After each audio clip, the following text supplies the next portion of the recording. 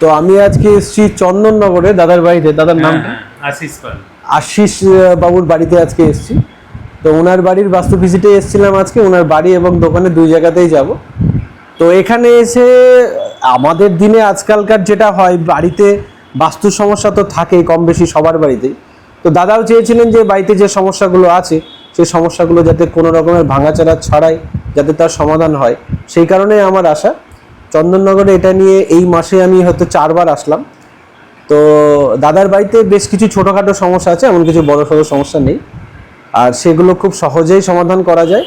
এবং সেটা যে সমস্যাগুলো আছে, বিশেষ করে ওনার একটু নর্থ ইস্টের দিকে কিচেন পড়ে গেছে, হেলথ প্রবলেমের বিভিন্ন ইস্যুগুলো দেয়, এগুলো হেলথের দিকটাকে খারাপ করে।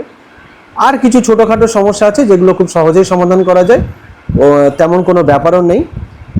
আর যে মেন বিষয়টা আপনাদেরকে বলবো যে বাস্তু নিয়ে ভয় পাওয়ার কিছু থাকে না। বাস্তু নিয়ে অযথা ভয় পাওয়ার কোনো দরকার নেই। কোনো রকমের ভাঙাচোরা ছাড়া খুব সহজে ছোট ছোট উপায়ের মাধ্যমে বাস্তু সমস্যার সমাধান করা যায়। আর আপনারা যদি কেউ আমাকে দিয়ে বাস্তু ভিজিট করাতে চান, তাহলে পেজে দেওয়ার নাম্বারের সঙ্গে যোগাযোগ করতে পারেন। আজকে আমি চন্দননগরে তো দাদার বাড়িতে আসলাম। দাদা, কেমন লাগলো? খুবই ভালো লাগলো, ওনার কথা শুনে খুব সন্তুষ্ট। না, আপনাকে কোনো রকমের কোনো ভয় দেখানো বা কিছু? সব কোনো ভয় দেখানো নেই। বা আপনার বাড়িতে কোনো আছে সেগুলো সলভ করার উনি চেষ্টা করেছেন, ভাঙাচোরা ছাড়া। যে কোনো রকমের ভাঙাচোরার কথা আমি বলেছি? কোনো কিছু যে খুব ছোট ছোট জিনিস যেগুলো আপনি ইউজ করলে সেই সমস্যা কিন্তু আপনার মিটে যায়, এবং এটার রেজাল্ট আপনি খুব তাড়াতাড়ি বুঝতেই পারবেন। হেলথ প্রবলেম তো আস্তে আস্তে, কারণ কোনো সমস্যায় কিন্তু রাতারাতি কোনো সমস্যা মেটে না।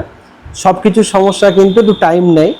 যেমন কোনো বাস্তু ফল্ট হলে সেটা যেমন মানে রাতারাতি আপনার জীবনে সমস্যা তৈরি করবে এরকমও যেমন নয়, সেরকম সমস্যা যে রাতারাতি চলে যাবে, আজকে একটা উপায় করে গেলাম কাল থেকে সমস্যা সব মিটে যাবে, এরকমও নয়। যদি কেউ বলে থাকে, জানবেন আপনাকে ভুল বোঝাচ্ছে।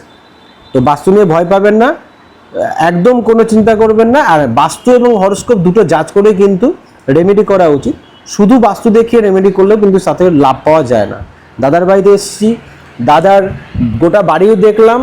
দাদার বাড়িতে প্রত্যেকটা মেম্বারের আমি হরোস্কোপ দেখেছি। তাই দাদা দেখেছি তো একদম প্রত্যেকজনের হরোস্কোপ দেখেছি, এবং তাদের জন্মছকে কোন গ্রহের কোন সমস্যা চলছে, রাহুর দশা চলছে বা শনির দশা চলছে বা অন্তর্দশা চলছে, সেই অনুযায়ী বাড়িতে কি করাতে হবে, কোন কোন উপায়গুলো করাতে হবে, সেগুলোর সমাধান না করালে কোনো দিনও আপনার জীবন থেকে সমস্যা যাবে না।